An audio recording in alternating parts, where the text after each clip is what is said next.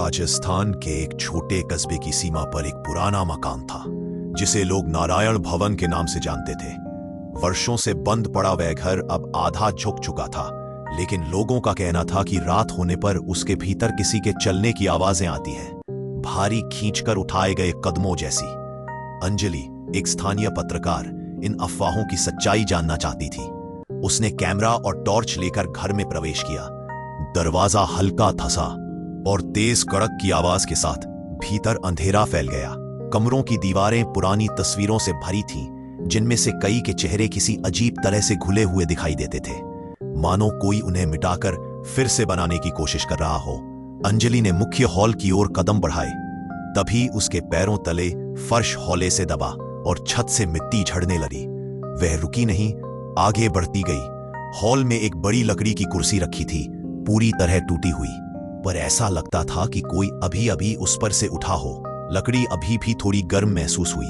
अचानक पीछे से घिसटने की आवाज आई। उसने पलट कर देखा। एक छाया दीवार पर लंबी होकर फैल रही थी, लेकिन वहां कोई व्यक्ति नहीं था। छाया धीरे धीरे उसकी ओर खींचती चली आ रही थी, मानो उसे पहचानने की कोशिश कर रही हो।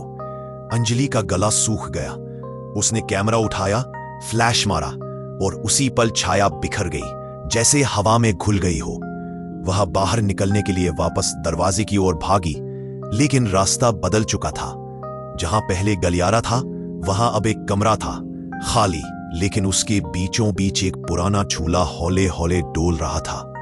कोई उसे धकेल रहा हो, ऐसा साफ लगता था। अंजलि ने पूरा साहस जुटाकर बाहर निकलने का रास्ता ढूंढा।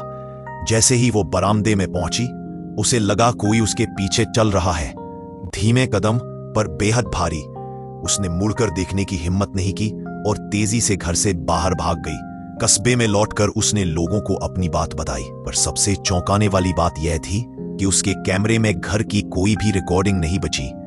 केवल आखिरी फोटो मिली, हॉल की, जिसमें लकड़ी की कुर्सी पर कोई बैठा दिख रहा था, चमकती हुई दो आंखों वाला कोई, जिसे उसने कभी देखा ही नहीं था।